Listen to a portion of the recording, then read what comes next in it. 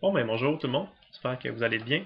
Dans cette petite vidéo-ci, je vais vous expliquer là, les sections 1.3 et 1.4 du tome B là, de physique XXI.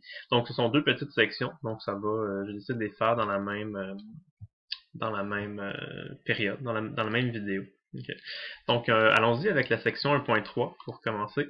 Donc, la section 1.3, ça s'appelle la définition du champ électrique. Donc, juste un petit rappel de ce qu'on a vu. Là. Dans la section 1.1, on a vu qu'il y avait des charges électriques, il y avait des charges positives, il y avait des charges négatives. Et dans la section 1.2, là, qui s'appelait la loi de Coulomb, on a appris à calculer les forces, le module des forces en Newton qui allait agir là, quand on a deux particules d'une à côté de l'autre, que ce soit deux particules positives, deux particules négatives ou deux particules qui ont des signes contraires. Okay. Dans la section 1.3, on va maintenant introduire un nouveau concept qui s'appelle le champ électrique. Donc, ce n'est pas une force électrique, ça va être quelque chose d'autre.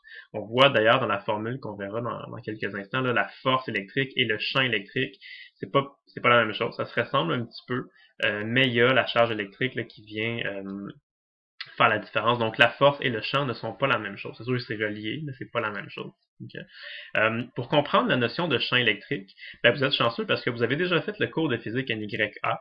Et dans le cours de physique NYA, vous avez parlé, par exemple, des forces de gravité qui agissaient entre deux objets. Par exemple, entre un objet et la planète Terre. C'est un bon exemple. Et vous avez vu que en physique mécanique, ce qu'on peut faire, c'est qu'on peut calculer ce qu'on appelle le champ de gravité ou le champ gravitationnel. Okay?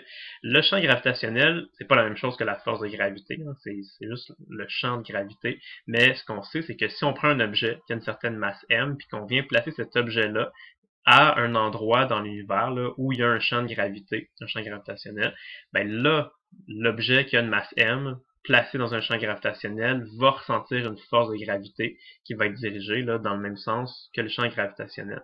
Donc, par exemple, quand on est à la surface de la planète Terre, le champ gravitationnel est dirigé vers le bas, vers le sol, ou en tout cas vers le centre de la planète. Et si on place un objet de masse m dans ce champ gravitationnel-là, il va ressentir une force gravitationnelle vers le bas, ou en tout cas vers le sol, vers le centre de la planète. L'équation que vous avez probablement déjà vue en physique mécanique, là, en physique NYK, c'est celle-ci. On disait que la force de gravité est égale à mg. Okay. Quand on est à la surface de la planète Terre, le champ de gravité, son module, c'est 9.8. 9.8 mètres par seconde carré ou 9.8 newtons par kilogramme. Ça revient exactement au même. Okay.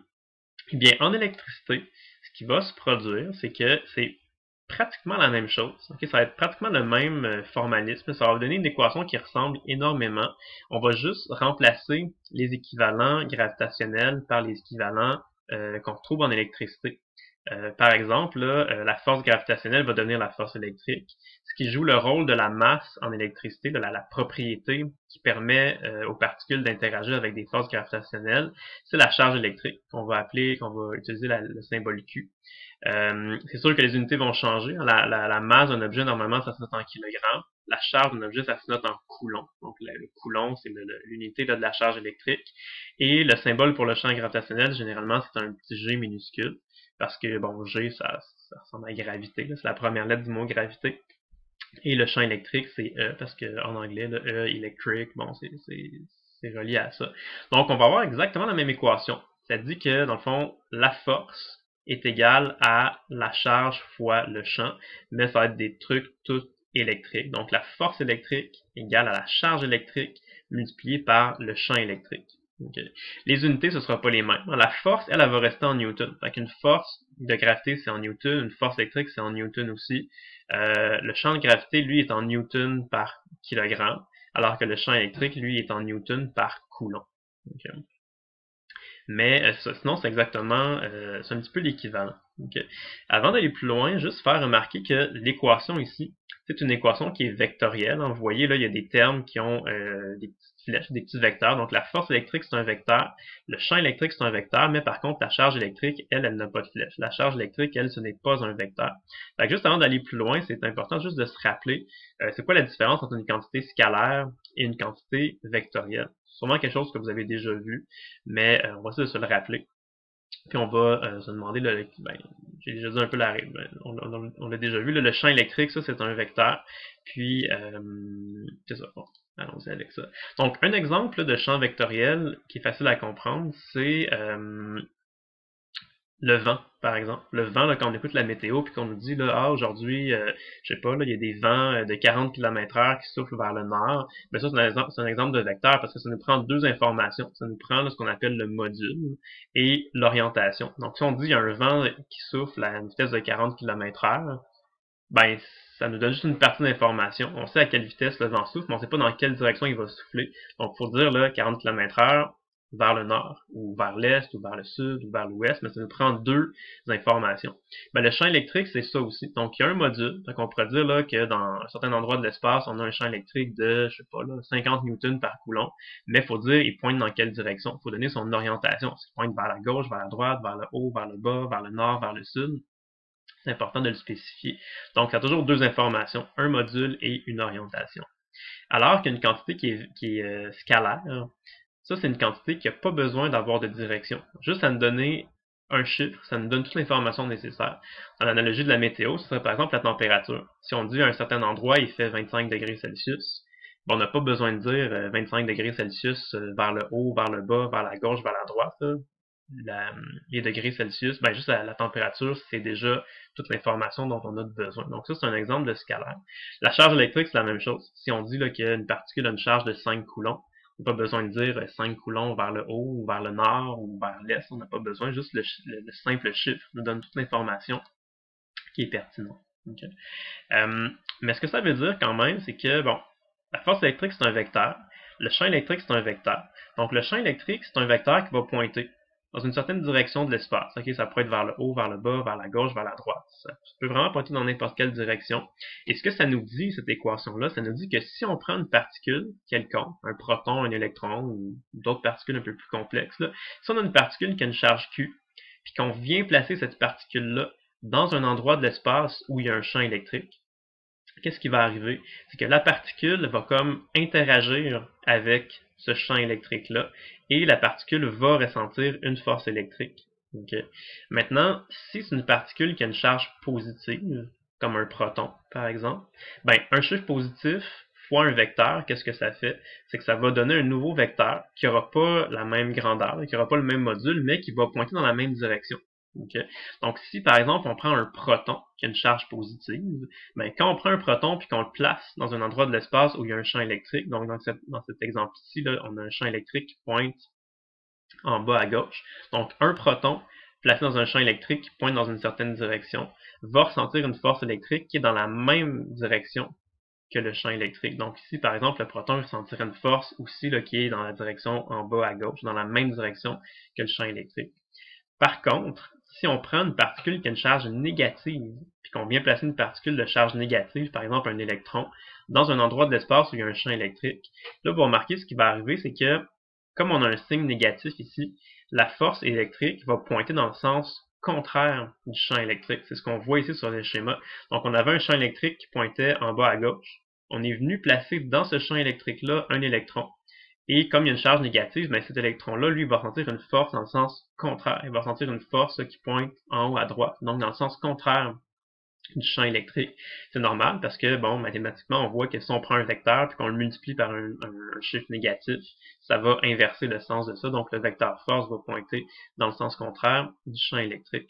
Donc, c'est ce que j'ai dit ici. Une charge positive va toujours subir une force électrique dans le même sens que le champ électrique. Et au contraire, là, une charge négative, elle va subir une force électrique dans le sens contraire du champ électrique. Okay.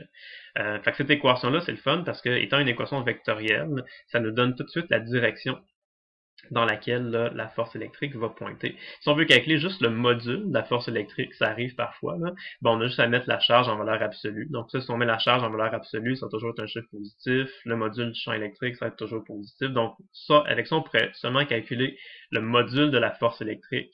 Et après ça, c'est à nous d'aller regarder notre schéma, puis en ayant ça en tête, là, pour savoir dans quel sens est-ce que notre force électrique va pointer. Dans la section 1.3, il y a des petits exemples de ça. Je vais en faire un tout de suite avec vous. Ça va se faire assez rapidement. Donc, c'est l'exemple de la situation 1.3.5. Donc, une situation qu'il y a directement là, dans le livre. Là. On va commencer par le numéro A. Donc, dans le numéro A, on nous dit, sous l'effet d'un champ électrique uniforme, un proton se déplace vers la droite en allant de plus en plus vite. Et sachant ça, là, quelle est l'orientation du champ électrique dans lequel le proton va se trouver. Donc, imaginons qu'on a un proton, donc une charge électrique positive, une particule qui a une charge positive. Et ce qu'on nous dit, c'est que ce proton-là se déplace là, vers la droite en allant de plus en plus vite. Donc notre proton il est ici, puis on dit qu'il va vers la droite là, de plus en plus vite comme ça. Donc s'il va de plus en plus vite vers la droite, ça veut donc dire qu'il est en train là, aussi d'accélérer vers la droite. Donc il ressent là, une accélération vers la droite. Okay. Et si vous vous rappelez de votre cours de physique mécanique, là, on a dit, on avait une équation de la deuxième loi de Newton qui disait que la somme des forces qui agissent sur un objet, c'est égal à la masse fois l'accélération. Tous les objets dans la nature ont des masses positives. Donc le vecteur accélération et le vecteur force pointent toujours dans la même direction. Donc ça veut dire que si on a un proton qui ressent une accélération vers la droite, ça veut dire aussi qu'il ressent une force électrique vers la droite. Okay. Et là, nous, ce qu'on se demande, c'est pas vraiment la direction de la force électrique, c'est plutôt la direction du champ électrique. Okay. Et ce qu'on a dit tout à l'heure, c'est que la force électrique est égale à la charge électrique multipliée par le champ électrique. C'est ça l'équation de notre section 1.3. Donc, si on a une particule positive qui ressent une force qui pointe vers la droite, ben, si la force pointait vers la droite et qu'on a une charge de signe positif ici, ça veut donc dire que notre vecteur champ électrique, lui aussi, il pointe vers la droite. Donc, ça veut dire que notre proton, là, il se trouvait dans un endroit de l'espace où il y avait un champ électrique là, qui pointait vers la droite. Une charge positive dans un champ électrique qui pointe vers la droite. Ça ressent une force électrique vers la droite. C'est pour ça que notre proton a eu une accélération vers la droite et qu'il s'est mis à se déplacer de plus en plus rapidement vers la droite. Donc, on peut déduire pour le numéro A que notre champ électrique pointait vers la droite. Okay. Et si on essaie le numéro B, donc ici, c'est un électron. C'est un petit peu différent comme situation. C'est un électron qui est lancé vers le bas et il ralentit sous l'effet d'un champ électrique uniforme. Quelle est l'orientation du champ électrique? Donc, on nous dit que c'est un électron. Donc, cette fois-ci, on a une charge qui est négative. Et ce qu'on nous dit, c'est qu'on a lancé l'électron initialement là, vers le bas. Donc, on lui a donné là, une certaine vitesse initiale, je vais appeler ça V0, là, vers le bas. Et, fait qu'on lance l'électron vers le bas. Puis l'électron, lui, qu'est-ce qu'il fait? On dit qu'il ralentit. Donc, il descend. Au début, il va vite, là, puis il ralentit, il arrête, même il pourrait s'immobiliser. Puis éventuellement, si on le laisse aller, probablement qu'il repartirait vers le haut, en allant de plus en plus vite. Okay. Donc, si on lance un objet dans une direction, puis qu'il ralentit, pour ensuite là, se mettre à aller de plus en plus vite dans l'autre direction, ça veut dire qu'il ressentait une accélération vers le haut. Okay. Puis si on pouvait là, tracer disons, la position en fonction de ça, ça ressemblerait à une parabole ouverte vers le haut, un peu comme vous avez vu en physique mécanique, physique NYK. En physique NYK, souvent, là, les trajectoires, c'est des paraboles ouvertes vers le bas, parce qu'on avait un champ de gravité qui pointait vers le bas, mais ici, visiblement, là, on a une accélération qui pointe vers le haut. Encore une fois, si on se rappelle la deuxième loi de Newton, somme des forces est égale à la masse fois l'accélération. Donc, un électron, ça a une charge qui est positive. Donc, ça veut dire que le vecteur force et le vecteur accélération pointent dans la même direction.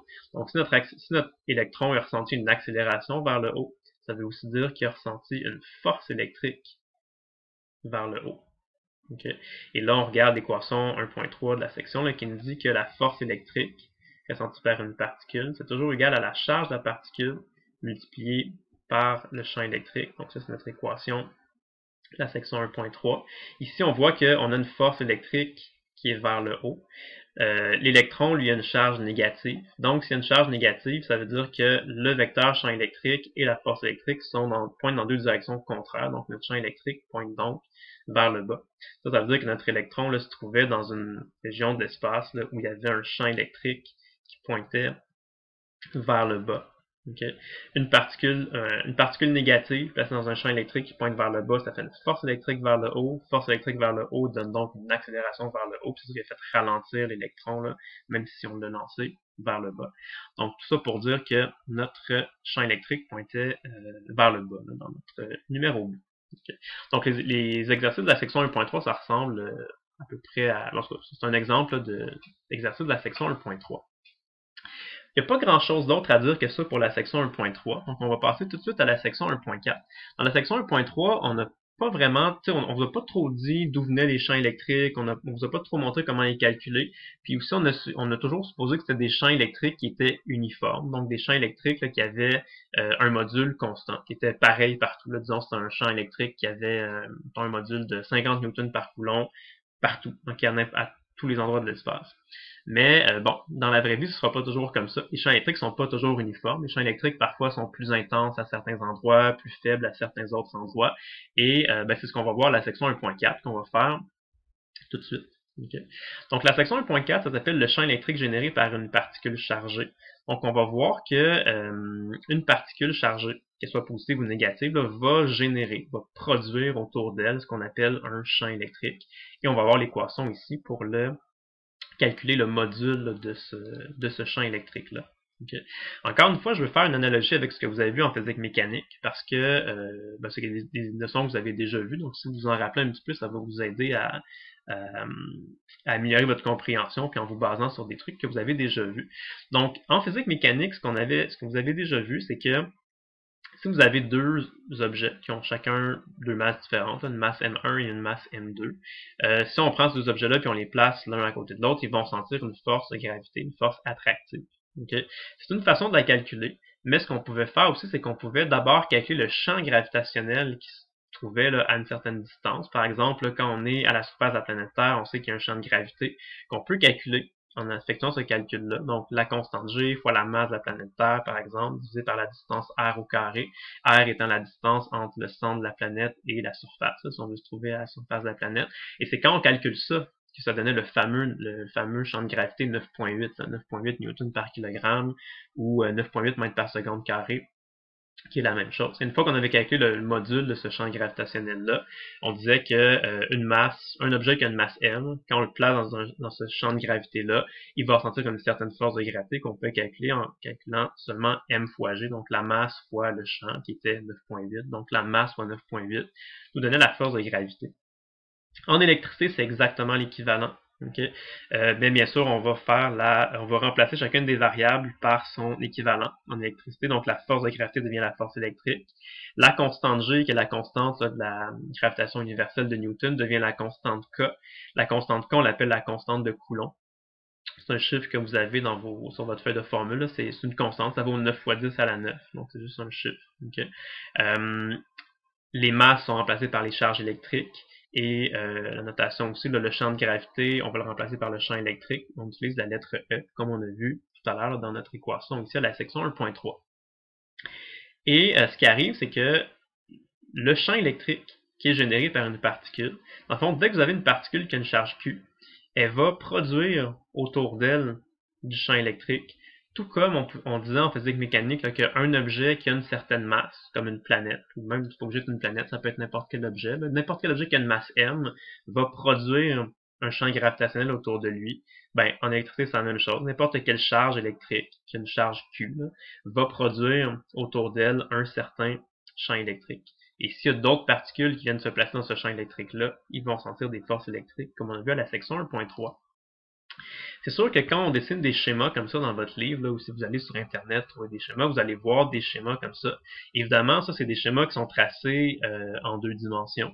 C'est sûr que dans la vraie vie, le champ électrique n'est pas en deux dimensions. Là. Le champ électrique est en trois dimensions, tout comme le champ de gravité. Le champ de gravité il est vraiment partout autour de la planète Terre en trois dimensions. Donc, pour le champ électrique, c'est la même chose, mais bon, pour simplifier, là, souvent, on va faire des petits schémas comme ça. Okay. Ouais, c'est ça. Une chose qu'on peut remarquer ici, vous voyez l'équation, c'est KQ sur R carré. Donc, ça veut dire que le champ électrique, dépendamment d'où on se trouve, il n'y a pas le même module. Hein? Ça dépend de la distance R à laquelle on se trouve. Puis, avec l'équation, on le voit ici que plus que la distance R est petite, plus que le champ électrique va être grand, puisque le R est au dénominateur. Donc, ce que ça signifie, par exemple, c'est que quand on est proche de la surface de la Terre, le champ de gravité est plus fort. Puis quand on s'éloigne, si on va plus dans l'espace, la distance R augmente ici, donc le champ de gravité diminue. C'est pour ça que sur le schéma, vous voyez que quand on est proche de la planète, les flèches sont plus grandes, ils ont une longueur plus grande, donc un module plus grand. Et quand on s'éloigne de la planète, les vecteurs sont encore là, mais ils ont des modules plus petits, ils ont des longueurs plus petites. Ben, pour les champs électriques, c'est exactement la même chose. La formule ressemble beaucoup. C'est une constante fois une charge divisée par r au carré. Donc encore une fois, quand on est proche d'une particule chargée, le champ électrique va être plus grand. Et quand on s'éloigne de la particule chargée, quand la distance r augmente, ça diminue. Donc le champ électrique va diminuer là, quand on s'éloigne de notre particule. Okay. Donc ici, c'est juste pour vous montrer que tout ce qu'on a dit là, dans la section 1.3, c'est cohérent, dans le sens que le champ et les forces, ça fonctionne ensemble avec cette équation-là. Okay? La seule petite précision peut-être qu'il faut apporter, c'est que quand vous avez fait le cours de physique mécanique, okay, les champs de gravité, là, c'était toujours des champs qui étaient dirigés vers l'objet qui avait une masse m. Fait que si vous avez une planète dans l'espace, le champ de gravité pointait toujours vers le centre de la planète. Okay. En gravité, on n'a jamais vraiment eu besoin de se poser la question des signes parce que la masse d'un objet, c'est toujours positif. Un objet qui a une masse négative, ça n'existe pas dans notre univers. Donc, tous les objets avaient des champs, avaient des masses positives. Mais en électricité, on le sait que les charges électriques, il y en a deux sortes. Hein. Il y a les charges positives et il y a les charges négatives aussi. Puis ce qui va arriver, c'est que les charges positives et les charges négatives ne vont pas produire du champ électrique dans la même direction. Donc, les charges positives, comme un proton par exemple, ça va produire des champs électriques qui vont avoir tendance à s'éloigner de la particule. Donc si on a une particule qui est placée au centre du schéma, vous voyez les lignes de champ électrique pointent vers l'extérieur du schéma. Il y a des gens qui disent là, parfois que on peut dire que les charges positives vont émettre des lignes de champ, alors que les charges négatives, il y en a qui disent qu'elles vont comme absorber les champs électriques, ou elles vont absorber les lignes de champ électrique, qu'on verra un peu plus tard au cours de la session. Mais ça, c'est une des différences majeures qu'il y a. On n'avait pas ça en gravité. En gravité, c'était toujours des champs électriques qui pointaient vers le centre de la planète. En électricité, ça dépend du signe. Donc, les particules positives vont vont faire sortir des lignes de champ électriques et les particules négatives vont absorber les lignes de champ. En tout cas, le champ électrique va être dirigé vers les particules chargées. Okay. Et vous voyez ce qu'on a vu à la section 1.3 juste précédemment, ça marche. Hein, parce que si on dit, par exemple, une particule positive, elle a produit des champs électriques qui s'éloignent d'elle. Fait que si on est à un certain point, on peut appeler le point A, cette particule-là, comme elle est positive, on comprend qu'au point A, elle va produire un champ électrique qui pointe vers la droite. Ça ressemble un peu au schéma qu'on a ici. Et là, ce qu'on sait, c'est que si on prend une particule chargée, peu importe qu'elle soit positive ou négative, là, si on prend une particule chargée puis qu'on vient la placer à cet endroit-là dans l'espace, donc un endroit où il y a un champ électrique, la particule qu'on vient de placer, la particule Q qu'on place dans un champ électrique, va ressentir une certaine force électrique. Si on place une particule positive au point A, ben, une particule positive dans un champ qui pointe vers la droite, ça fait une force électrique vers la droite. Et si on place une particule négative dans un champ électrique qui pointe vers la droite, ça fait une force vers la gauche. Okay? Et on vient de trouver là, le sens des forces électriques qui vont être ressenties par chacune des deux particules ici, en se basant sur l'équation ici, puis en se basant sur le sens des lignes des champs électriques. Mais remarquez qu'on serait arrivé exactement à la même conclusion avec ce qu'on connaît déjà des forces électriques. On sait que deux particules de même signe, ça se repousse. Fait que c'est sûr que la particule ici, elle va sentir une force vers la droite. Et on sait que deux particules de signe contraire, ça s'attire. Donc c'est sûr que la particule ici, elle va sentir une force vers la gauche. Okay. Je peux vous le faire aussi là, pour la particule négative. La particule négative, elle a produit des champs électriques qui ont tendance à pointer vers elle, là, qui s'approchent, en tout cas qui sont absorbés là, par la particule. Donc si on place une particule négative ici, ben, au point A, cette particule négative-là va produire un champ qui est vers la gauche, hein, qui se dirige vers notre particule, comme sur le schéma ici. Et encore une fois, si on regarde cette équation-là, on comprend que si on prend une particule positive et qu'on vient la placer à un endroit où on a un champ électrique qui pointe vers la gauche, ben, la particule positive va ressentir une force vers la gauche. Et au contraire, si on prend une particule négative qu'on vient placer ici, une particule négative dans un champ qui pointe vers la gauche, ça ressent une force qui est vers la droite, dans le sens contraire là, du champ électrique. Et ça nous donne ces directions-là pour les forces. Et encore une fois, on aurait pu le trouver directement. On sait que deux particules de signe contraire, ça s'attire. Donc, on comprend que la particule ici ressent une force vers la gauche. Et deux particules de signe contraire, deux particules de même signe, deux particules négatives, ça se repousse. Donc cette particule-là, on sait qu'elle va ressentir une force vers la droite. Donc c'est deux façons équivalentes de le faire, de déduire le signe, là, plutôt la direction dans lesquelles les forces vont pointer. C'est deux techniques différentes, deux méthodes de procédés différentes qui reviennent exactement au même. Okay? Mais juste pour faire un exemple un peu plus complet, de ça, juste pour vous montrer que les deux techniques donnent exactement la même chose. Okay? Imaginons qu'on a deux particules, la particule Q1, la particule Q2, deux particules positives. Okay? Puis si je vous dis on a deux particules là, comme ça positives Q1 et Q2 qui sont situées à une certaine distance R l'une de l'autre, puis que je vous demande comme question, calculer c'est quoi le module de la force électrique qui agit sur la particule de charge Q2. Il y a deux méthodes qu'on peut utiliser pour répondre à la question. La méthode 1, c'est en utilisant les forces électriques, donc ce qu'on a vu à la section 1.2. Ce qu'on pourrait dire, c'est que on a deux particules chargées positivement. On sait tout de suite que deux particules de même signe, ça va se repousser. Donc on sait que notre particule Q2 va ressentir une certaine force électrique vers la droite. Okay. Et si on veut calculer le module de cette force électrique-là, on peut appliquer la loi de Coulomb, qu'on a vu à la section 1.2, qui dit que le module de la force électrique ressenti là, quand on a une paire de particules, c'est K fois Q1 fois Q2 sur R carré. Donc, si on connaît la charge électrique Q1, la charge électrique Q2 et la distance R qu'il y a entre les deux, on pourrait seulement entrer ça dans l'équation ici, et ça nous donnerait, bon, ça, okay, on n'a pas de chiffre, mais ça nous donnerait une réponse algébrique qui est tout simplement égale à ça. Okay. Et ça serait ça la bonne réponse. Si on connaissait les chiffres pour Q1, Q2 et R, ce serait ça. Okay. Donc, ça se fait directement en une étape. Okay. La deuxième façon de procéder par la méthode des champs électriques, là, section 1.3 et 1.4, ce qu'on peut dire, c'est que on veut savoir c'est quoi la force électrique qui va être ressentie par la particule Q2. Donc, première chose qu'on peut faire, c'est qu'on peut oublier qu'on a une particule Q2 ici. Oublier la particule Q2, là. On va juste dire on a une particule Q1. On sait qu'une particule positive, là, quand on est une particule positive placée dans l'espace, ça produit du champ électrique qui s'éloigne d'elle. Fait qu'on pourrait, dans un premier temps, venir calculer c'est quoi le champ électrique que la particule Q1 ici produit au point P. On sait que au point P, la particule Q1 va produire un champ électrique qui va pointer vers la droite. Okay. Et on sait que le module de ce champ électrique-là, par l'équation de la section 1.4, ça va être K fois Q sur R carré. Donc, si on connaît, par exemple, la charge Q ici, la charge Q1, et qu'on connaît la position du point P, donc on connaît la distance R ici, on pourrait, dans un premier temps, commencer par calculer le module du champ électrique que j'ai appelé E1. Et la particule, on sait que la particule Q1, fait qu'en en nommant ça E1, hein, ça vous montre que ça met vraiment l'emphase sur le fait que au point P, il y a un champ électrique qui a été produit par la particule Q1. Ce champ électrique-là, on l'a appelé E1. Okay.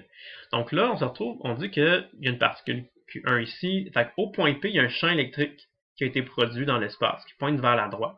Okay. Maintenant qu'on sait ça, là, si on prend une particule chargée, qui est une charge Q2, puis qu'on vient placer cette particule chargée-là sur notre point P, qu'est-ce qui va se produire? C'est ça que notre équation nous dit. Ça dit si vous avez un champ électrique dans l'espace qui existe, okay, puis que là, vous prenez une particule qui a une charge Q, puis vous venez la placer dans ce champ électrique-là, comme on pourrait faire ici. On prend notre particule Q2 et on vient la placer là, à un endroit de l'espace où il y a un champ électrique. L'équation, ce qu'elle nous dit, c'est que la particule chargée va interagir avec le champ électrique là, qui se trouvait à cet endroit-là de l'espace. Et la particule qu'on vient de placer ici, la particule Q, va ressentir une force électrique. Okay. Ici, c'est une particule positive qu'on a placée. Donc, une particule positive dans un champ électrique qui pointe vers la droite va ressentir une force électrique vers la droite. Okay. Et le module de cette force-là, si on veut le calculer, ça va être la charge électrique qu'on vient de placer, donc notre charge Q2, multiplié par le module du champ électrique qui était le champ électrique E1. Fait qu'on a juste à multiplier ça ensemble. Donc, le module de la force électrique ici, là, ce serait Q2 multiplié par le module du champ électrique à ce qu'il y avait à cet endroit-là de l'espace qui était E1. Donc ça nous donne ça comme ça. Et bien sûr, quand on remplace E1 par ce que ça vaut, on se retrouve à calculer Q2 fois K, Q1 sur R carré qu'on peut réorganiser. Et évidemment, ça donne la même chose que K fois Q1, Q2 sur R carré, où Q1 et Q2 sont en valeur absolue, qui est la bonne réponse aussi. Okay. Donc si on compare les deux méthodes, évidemment les deux donnent la même réponse. Okay. C'est sûr que quand on regarde ça comme ça, la méthode 1 a l'air beaucoup plus facile, parce qu'on dit, on l'a fait en une seule ligne de calcul, on avait notre formule ici, là, qui permet de calculer directement les forces électriques, alors qu'ici, on a dû calculer d'abord le champ électrique, puis ensuite utiliser ce champ électrique-là pour obtenir notre force électrique que la particule Q2 allait ressentir. Évidemment, ça donne la même chose, okay? Mais c'est sûr que pour l'instant, on fait juste débuter la session, on est à section 1.4, pour l'instant, vous voyez peut-être pas comme la nécessité puis l'utilité de calculer le champ électrique. Peut-être que vous vous dites, ah, ben là, j'ai qu'à calculer la force électrique tout le temps, ça va être plus facile.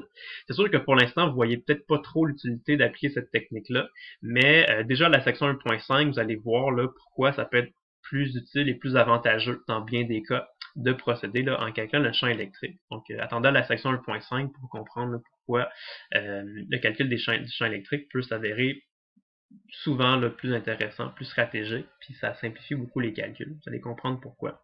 Mais, juste quand même insister sur le fait que quand vous regardez cette équation-là, là, il y a des gens qui se mélangent puis qui pensent que la charge ici, puis le champ électrique. Il y a des gens qui pensent que le champ électrique, c'est le champ électrique qui va avoir été produit par cette particule-là. Mais c'est pas ça. C'est pour ça que je voulais vous le montrer comme une fois en écrivant l'équation. Vous voyez ici que la force électrique, c'est Q2 fois E1. Donc, c'est la charge électrique Q2. Mais la charge électrique Q2, elle interagit avec le champ électrique qui a été produit par la particule 1. Okay? C'est pas le champ E2 ici, c'est pas la particule Q2 qui interagit avec le champ E2.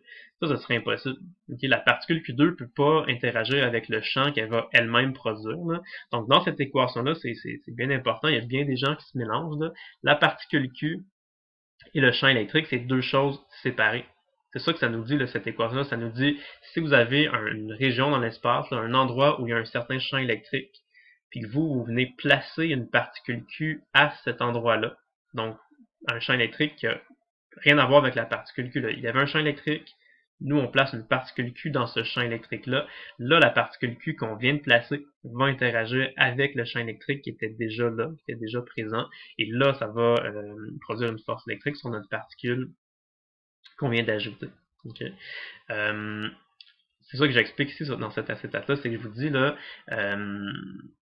la notion de champ électrique, c'est utilisé pour décrire l'effet d'une particule sur d'autres particules situées aux alentours. Okay? On s'intéresse jamais au champ électrique là, généré par une particule sur elle-même. Ça fonctionnerait pas de toute façon. Okay? C'est comme si on disait un serpent qui essaie de se dévorer lui-même, ça fonctionne pas, ça marche pas. Okay? Ça fait une incohérence. Puis de toute façon, dans l'équation, vous serez même pas capable de le calculer. Même si, disons, une fois que vous vous trompez, vous vous mélangez, vous dites, ah oui, je vais calculer mettons le champ que la particule Q1 produit sur elle-même, ben ça ne marchera pas parce que si vous voulez savoir c'est quoi le champ électrique que la particule Q1 produit sur elle-même, ben si vous êtes directement sur la particule, ça veut dire que vous êtes à une distance R qui est égale à 0. Si vous êtes directement sur la position de la particule. Et si vous remplacez R égale à 0 dans cette équation-là, ça va donner quelque chose divisé par 0, ça va donner comme une valeur infinie. Puis un champ électrique, ça ne peut pas être infini. Ça a toujours une valeur qui est finie. Donc, physiquement, ça n'a pas de sens de faire ça. Puis mathématiquement, ça n'a pas de sens non plus. Fait qu'on calcule jamais là, le champ électrique qu'une particule exerce sur elle-même. On peut pas faire ça. Fait que c'est toujours le champ électrique qui a été créé par d'autres choses, par d'autres objets là, qui se trouvent dans l'univers. Et quand on met une particule dans un endroit où il y avait déjà un champ électrique, là, le champ électrique va interagir avec la particule pour produire une force électrique. Okay. Dernière petite précision à apporter. Encore une fois, c'est pareil comme ce que vous avez vu là, en physique mécanique. C'est que l'équation ici là, qui permettait de calculer le champ gravitationnel généré par un objet qui a une certaine masse m, ben, l'objet de masse m, ça pouvait être une certaine particule. Mais généralement, c'était bon des planètes, c'était je sais pas, la planète Terre, c'était la Lune, ou des fois c'était des objets sphériques. Et ce qui arrive, c'est que l'équation ici qu'on voit pour la force de gravité, ben, en fait pour le champ de gravité, ça marche là pour les objets sphériques, ça marche pour les particules, mais ça marche aussi pour les objets sphériques. Okay? C'est-à-dire que si vous vous trouvez à une certaine distance r d'un objet sphérique qui a une masse m, on peut utiliser directement cette équation-là pour calculer le champ de gravité qui est produit là, à une certaine distance r. Puis en électricité, c'est exactement la même chose, c'est le même principe qui s'applique. C'est-à-dire que si vous avez juste vraiment une particule, là, comme un électron ou un proton placé à une certaine position, puis que vous avez un point P qui est à une certaine distance r, comme on l'a fait dans les exemples précédents, on peut utiliser directement cette équation-là. Mais quand on verra plus tard là, dans les prochaines sections, des fois on n'aura pas toujours des particules. On va avoir dans certains cas des sphères chargées. Donc si vous avez une sphère qui est chargée, positivement ou négativement, c'est pas vraiment important, mais si vous êtes à une certaine distance, si vous avez un point P qui se trouve à une certaine distance r du centre de la sphère, on peut calculer le champ électrique qui va être produit par la sphère chargée en utilisant directement cette équation-là. Donc c'est quelque chose qui est possible. Qui en fait, ça revient à dire, c'est un peu l'équivalent, comme si toute la charge électrique était concentrée au centre là, de notre sphère. Fait que la chose qu'il nous reste à faire, c'est de regarder un petit peu la situation 4. Je ne vais pas regarder la situation 4 comme telle parce que j'ai inventé un nouvel exercice que j'appelle situation 4 version alternative. Je vais vous faire la solution dans une prochaine vidéo. Donc pas dans cette vidéo-ci, mais dans une prochaine vidéo que je vais faire juste pour résoudre cet exercice-là. Donc ça va être facile à retrouver.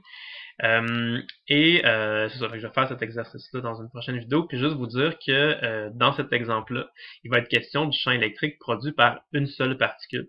Évidemment, dans la vraie vie, ce qui va arriver, c'est que vous allez avoir des problèmes qui vont être un petit peu plus complexes que ça. Il n'y aura pas toujours une seule particule. Généralement, c'est qu'on va s'intéresser au champ électrique qui va être produit par plusieurs particules. Et ça, c'est à la section 1.5 qu'on va faire ça. Donc, voilà pour la section 1.3 et 1.4. Donc on a fait les deux sections dans une seule vidéo, parce que c'est deux sections qui étaient relativement courtes. Donc la vidéo s'en vient pour l'exercice résolu de la section 1.4, puis ensuite ce sera la section 1.5 et les suivants. Donc voilà, bonne journée, à la prochaine.